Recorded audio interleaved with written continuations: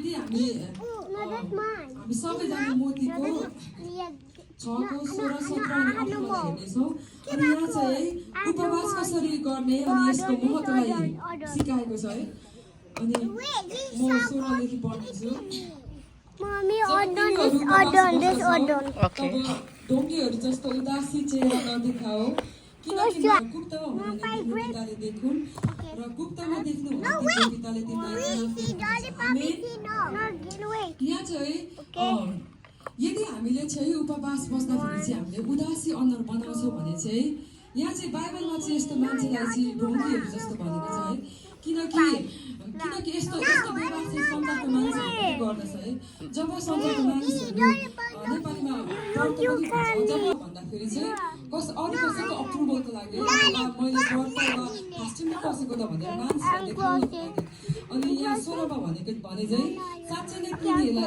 म तिमीहरूलाई भन्दछु तिमीहरूले आफ्ना इनाम पाइसकेका छन् है सायद त्यस्तो पाखण्डीहरू है सायद त्यस्तो ढोङ गर्नेहरूलाई मानिसहरूबाट उनीहरूको छिटो प्रशंसा पाउन है बुझिन्छ है अनि यदि यो उपवास चाहिँ मानिसहरूलाई देखाउनको लागि होइन तर यदि तपाईँ हाम्रो उपवास चाहिँ परमप्रभुले मात्र देख्नु भएछ भने चाहिँ तब उहाँले चाहिँ हामीलाई इनाम दिनुहुनेछ है आमेन अनि यो उपवास बस्नु चाहिँ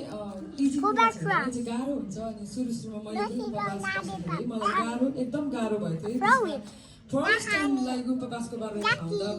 उपवास बस्दा है मलाई साह्रै भोक लागेर मैले सकेको थिइनँ है अनि यस्तो हुन्छ है साह्रो गाह्रो हुन्छ उपवास भनेको इजी छैन है अनि सुरुमा मलाई गाह्रो भएको थियो तर यदि तपाईँले उपवास बस्न भित्र हृदयबाट है तपाईँ इच्छा गर्नुहुन्छ भित्र हृदय स्ट्रङली डिजायर गर्नुहुन्छ है परमेश्वरसँग कनेक्ट हुन चाहनुहुन्छ अथवा भित्र हृदयबाट तपाईँ तिर्किनु भएको छ भने चाहिँ